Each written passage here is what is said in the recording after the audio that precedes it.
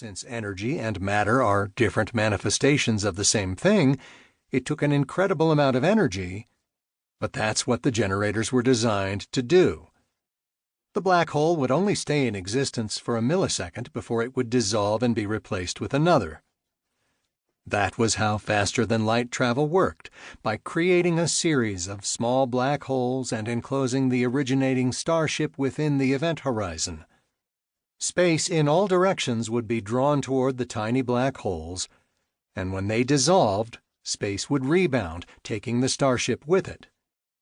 Through this process, the ship moved through space by falling toward the singularity rather than being propelled.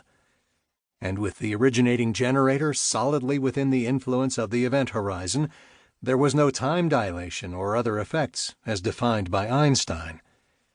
It was a pretty slick arrangement, when things worked correctly.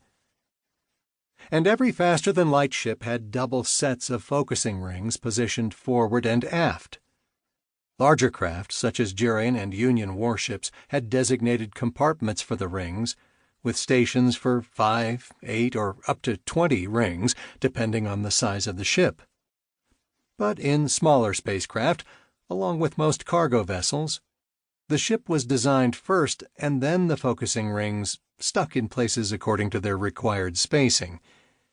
This meant ring stations could be anywhere, in sleeping compartments, cargo holds, or even along obscure access tubes where prodigious amounts of internal wiring were found. That was the case with Coop's Borkus. In most situations that was fine. Focusing rings rarely went bad. But when they did, it was a bitch to replace them. Coop had plenty of replacements on board, and as mentioned, he had the proper tools and equipment for the job. It was just that the placement of this ring was especially problematic, eliciting the sentiment that whoever designed this ship should be shot. Apparently, the engineers never personally replaced a focusing ring in a Borkus-class freighter. If they had, they would have planned it better. It was a jarring experience 9 hours earlier when the Star Surfer let out a pitiful moan and then abruptly dropped out of the gravity well. Coop was napping in his compartment at the time with the ship on autopilot, heading for his next job site. He rushed to the bridge and checked the status boards. He cringed when he learned the location of the defective ring, knowing there was nothing accessible about the access tube. It was merely a cramped void where wires and ducting ran. He had to remove a section of passageway panels even to reach the area, and then reroute several critical runs so he could squeeze past. Cutting the internal gravity helped, but still, the going was slow. It took 4 hours before Coop could even reach the focusing ring.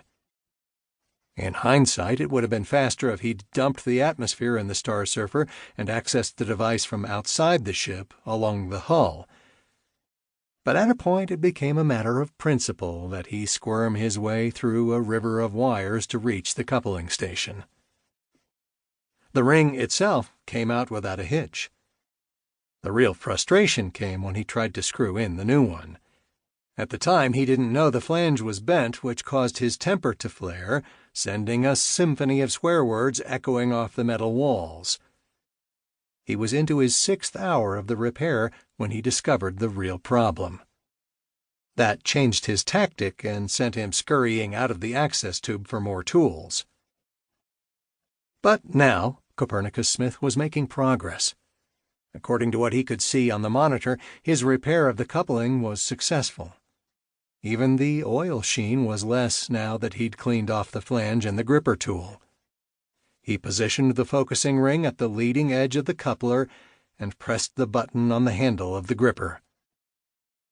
The ring began to spin slowly. He felt the contact through the metal bar and a few seconds later sensed the meshing of the threads.